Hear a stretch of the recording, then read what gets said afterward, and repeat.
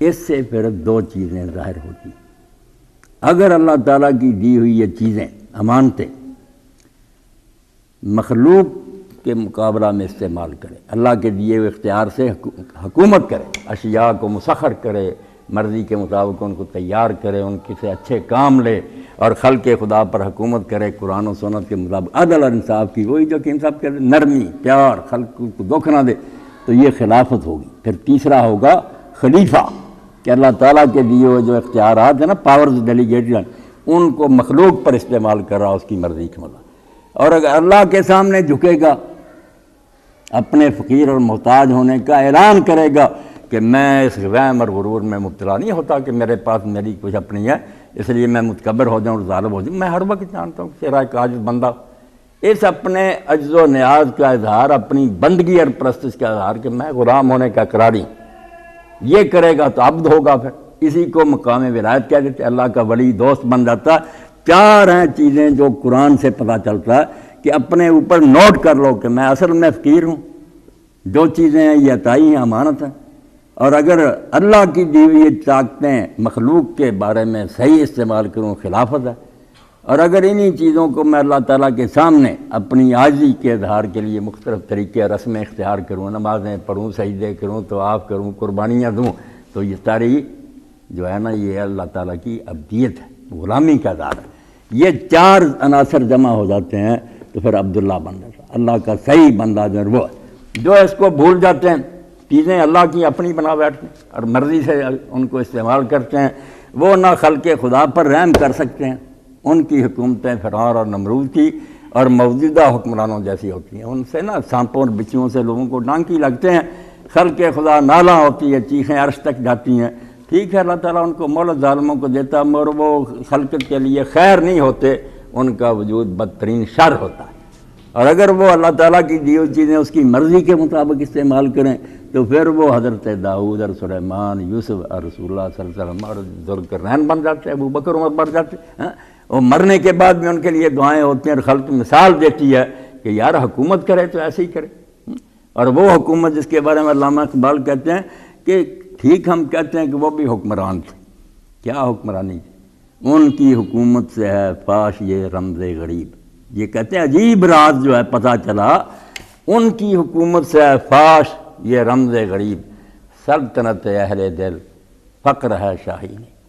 وہ بادشاہی نہیں ہوتی، وہ تو تخت پر بیٹھ کر کی کہ لوگوں کے گھر اچھے، ان کے بچے اچھے کھانے کھا رہے ہیں، اور خلیفے کو بھی فکر ہے کہ یہ سارے میرے بچے ہیں، کوئی بھوکا نہیں رہنا چاہیے۔ مگر اپنے بچوں کا حال یہ ہے کہ بیٹے کے ہاتھ میں وہ خربوزے کی پھانک دیکھ لیتے کہ تھوڑی سی خربوزے کی ٹکڑا جو ہے نا اس بچے کے ہاتھ میں، اسی وقت بیوی سے پوچھا کہ خربوزہ کہاں سے آ گیا؟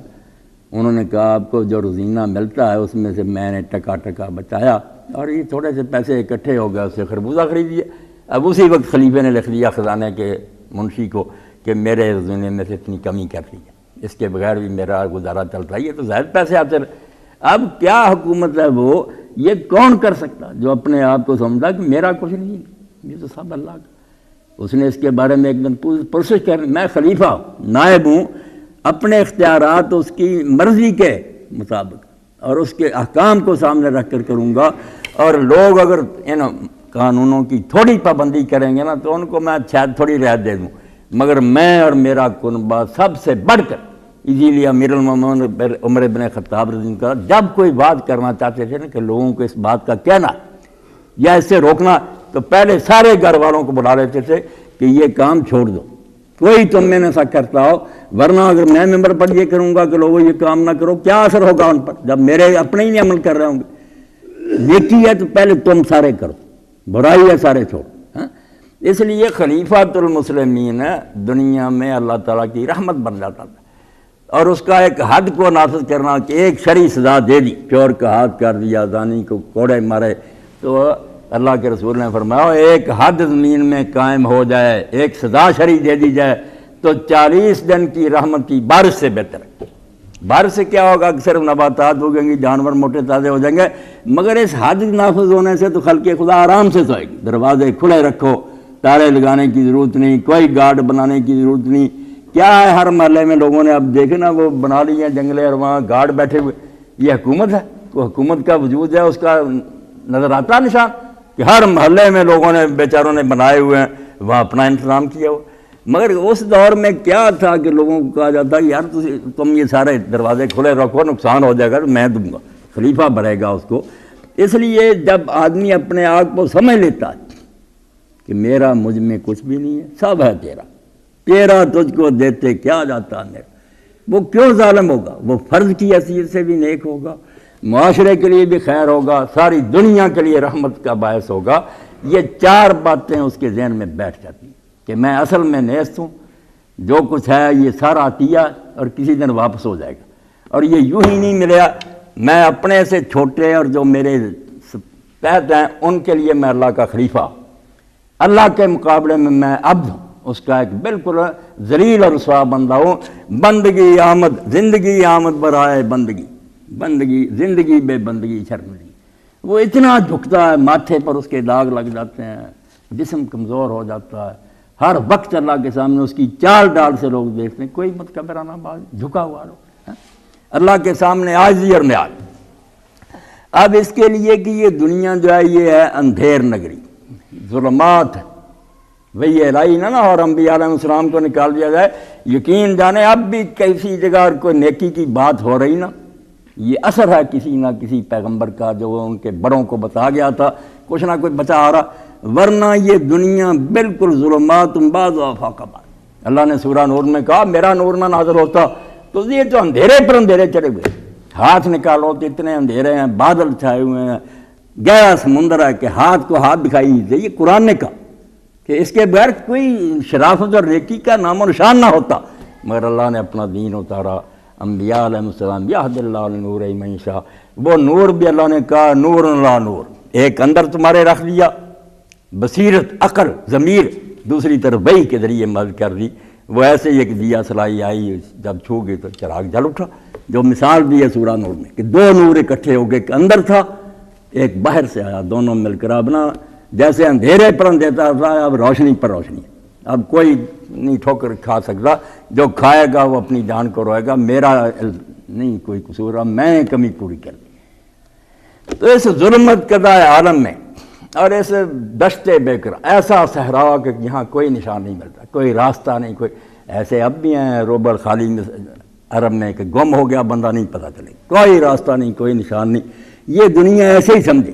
اور جو اللہ کے نبی ہیں علیہ السلام، جو کتابیں ہیں ان کو سمجھیں جیسے سمندر میں روشنی کے مینار بنتے ہیں، اور جنگلوں میں عرب لوگ بڑے بڑے منارے بنا دیتے تھے، کہتے تھے منارے بنا دیے اونچے اونچے، مسافر بھول جائے ان کی طرف آ جائے راستہ مل جائے. اور جیسے علامہ اقبال فرماتے ہیں کہ راہب جو ہوتے تھے جنگلوں میں جا کر بیٹھ جاتے، وہ بھی حالات سے مجبور ہوگا، کتنے حالات خراب ہو گئے. عیسیٰ علیہ السلام کے بعد برے نہیں تھے، بے بس ہو گئے. جب آروں سے چیرے جانے لگے، کھالیں جو تھیں وہ کنگیاں جو ان سے کھینچ دی گئی، بیچارے چھوڑ کر چلے گئے، وہاں اللہ کی بات میں لگ گئے. مگر پھر بھی جو بھولا بھٹکا آتا اس کی خدمت کرتے، مہمانی کرتے، دین سکھاتے. اور وہاں وہ رات کے وقت پہاڑوں کے اوپر ایک روشن کر کے شمع رکھ دیتے کندیل، کہ کسی کو راستہ نہ معلوم بیچارہ ہماری کٹیا کی طرف آ جائے. وہ کندیل رہبانی، وہ راہبوں کی کندیل.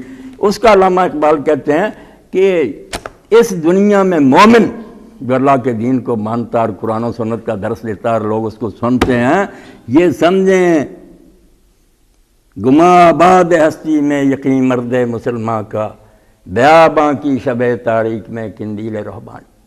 اندھیرا چھایا ہوا، وہ بیچارہ اپنا چراغ جلا کر بیٹھا ہوا. اس طرح اس گھپ اندھیرے زمانے میں جو دین کا کام بیچارے کرے، یہی گما آباد ہستی میں شک و شکوک سے بھری دنیا، بڑے بڑے دانشور گمراہ، پتہ ہی نہیں چلتا کہ اللہ ہے کوئی نہیں. گما آباد ہستی میں یقین مرد مسلمان کا، بیاباں کی شب تاریک میں کندیل رہبان. تو اس کندیل کا اللہ تعالیٰ نے ایک انتظام ظاہری بھی کیا، جیسے منارہ بنتا نا روشنی کے مینار، اس طرح اس زمین پر اللہ تعالیٰ نے ایک جو درمیانی خطہ تھا ناف زمین کی، اب بھی جغرافیہ دیکھ رہے ہیں عرب درمیان میں آتا، سینٹر میں اللہ تعالیٰ نے ایک منار کھڑا کر دیا جس کو ہم کہتے ہیں بیت اللہ. حضرت ابراہیم علیہ السلام کو حکم ہوا، اسماعیل علیہ السلام کو حکم ہوا کہ ایک روشنی کا منار بنا دو. اور سورہ میں دیکھ لیں جو وہ منار ہوتے تھے ان کو بھی عرب اپنی شاعری میں خدا ہی کہتے تھے، جو خدا بھی کہ اس منارے سے لوگوں کو راستہ ملتا. اب اس کو بھی اللہ کہتا ہے کہ جو مکے میں بنایا گیا ہدی للعالمین، وہ ایک علاقے کے لوگوں کے لیے، مشرق مغرب کے لوگوں کے لیے، ساری دنیا کے انسانوں کے لیے میں نے ایک ہدایت کا منار کھڑا کر دیا۔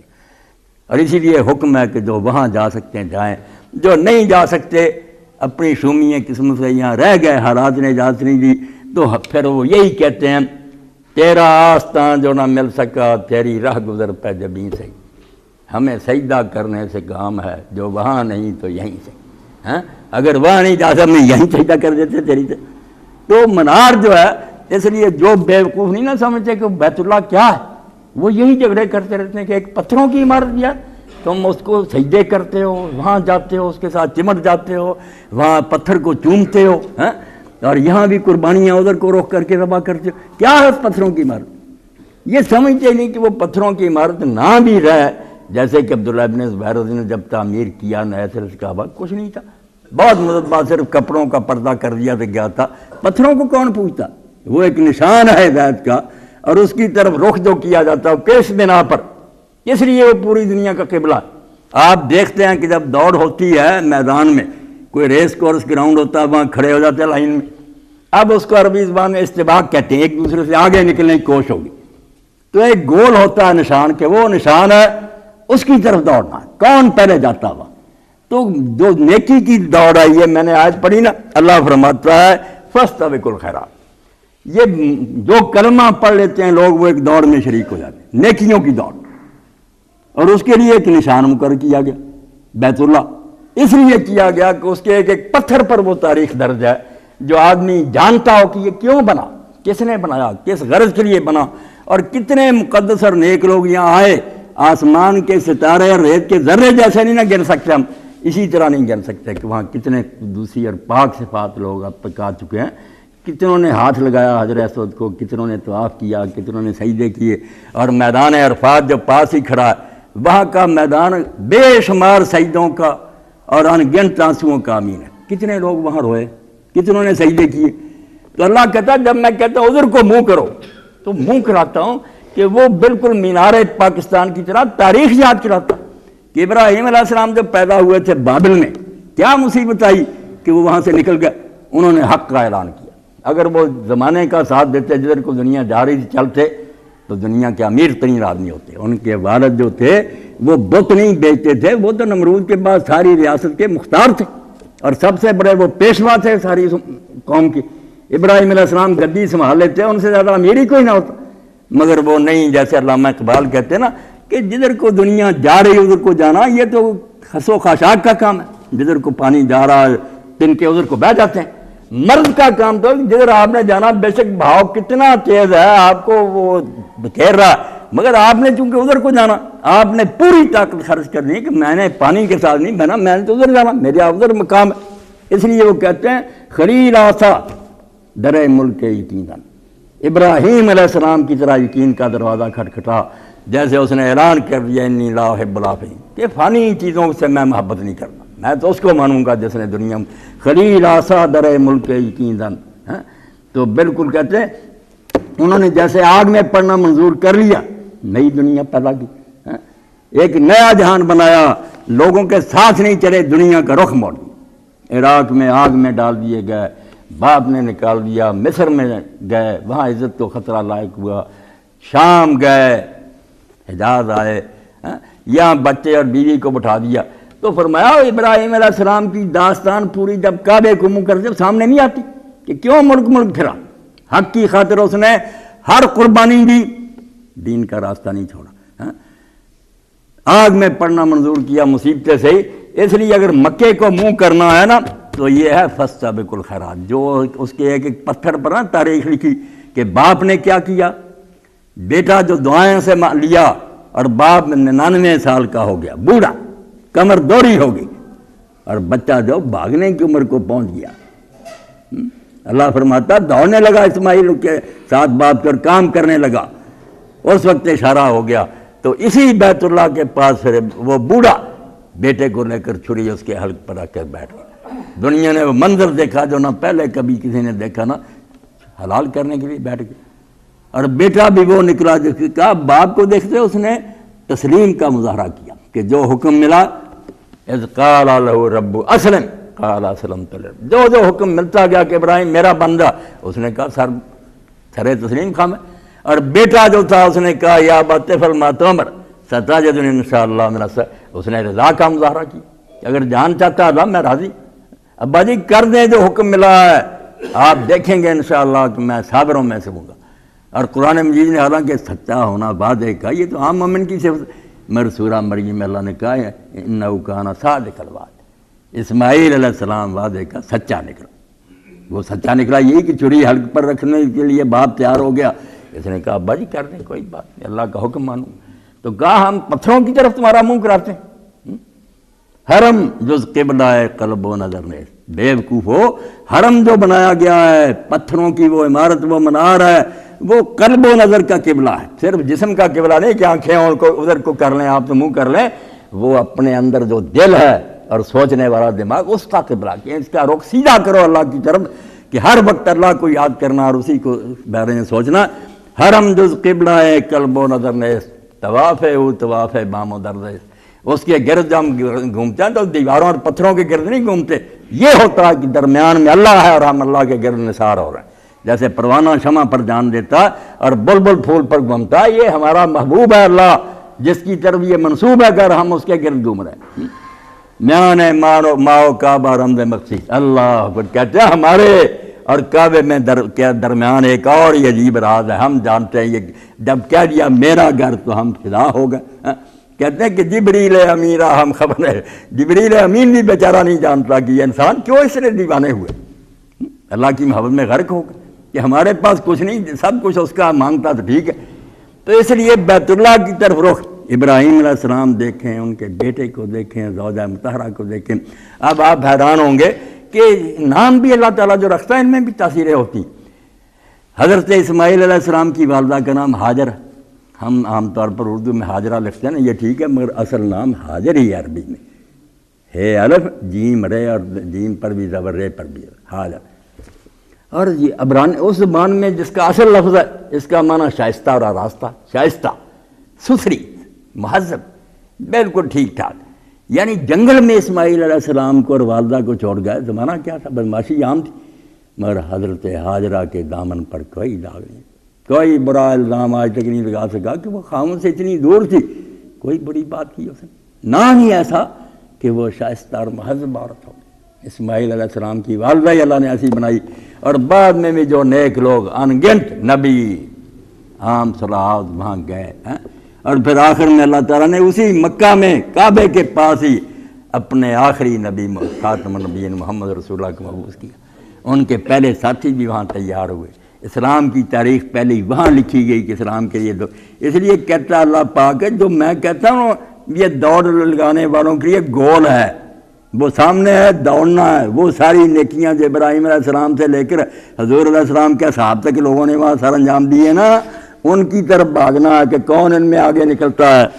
اور وہاں کہتا کہ یہ جو یہودی عیسائی بکواس کرتے ہیں نا، ان کو پتہ ہے کہ یہ قبلہ جو بدلا گیا بالکل ٹھیک ہے، یہی کتابوں میں لکھا تھا کہ آخری نبی آئے گا تو ابراہیمی قبلہ ہی وہ پھر مقرر کرے گا. مگر یہ ظالم جھوٹے مانتے نہیں. الذین آتیناہم الکتاب یعرفونہ کما یعرفون ابناءہم. یہ آپ سے حضور بحث کرتے ہیں کہ آپ نے کیوں یہ قبلہ چھوڑ دیا، حالانکہ یہ سب جانتے ہیں کہ اصل حقیقت یہی ہے. بڑی شرارتی ہیں، گروہ میں پھنسے ہوئے، جیسے اپنے بیٹوں کو پہچانتے ہیں اس طرح پہچانتے ہیں.